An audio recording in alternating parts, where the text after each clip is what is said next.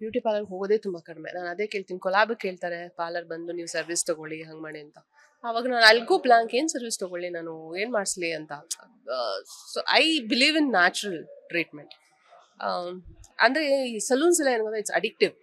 ನೀವು ಒಂದ್ಸಲ ಹೋಗ್ಬಿಟ್ರೆ, ಒಂದ್ಸಲ ನೀವು ಮಾಡಕ್ ಶುರು ಮಾಡ್ಬಿಟ್ರೆ, ಓ ಇದು ಮಾಡ್ಸಿಲ್ಲ ಅದಕ್ಕೆ ನಾನು ಹಿಂಗಾಗಿದ್ದೀನೇನೋ, ಇದರಿಂದ ನಾನು ಹಿಂಗಾಗ್ತಾ ಇದ್ದೀನೇನೋ, ಸೊ ನಾನು ಮಾಡಿಸ್ಬೇಕು.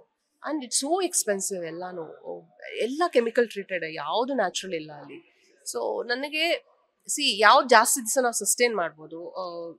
ಈಗ ನ್ಯಾಚುರಲ್ ನಾವು ಮಾಡಿದಷ್ಟು ಅದರಿಂದ ಸೈಡ್ ಎಫೆಕ್ಟ್ಸ್ ಜಾಸ್ತಿ ಇರಲ್ಲ. ಸೊ ಹಾಗಾಗಿ ಪಾರ್ಲರ್ಗೆ ಹೋಗೋದು ತುಂಬಾನೇ ಕಡಿಮೆ. ವರ್ಷಕ್ಕೊಂದ್ಸಲ ಹೇರ್ ಕಟ್ಟಿಗೆ ಹೋಗ್ತೀನಿ.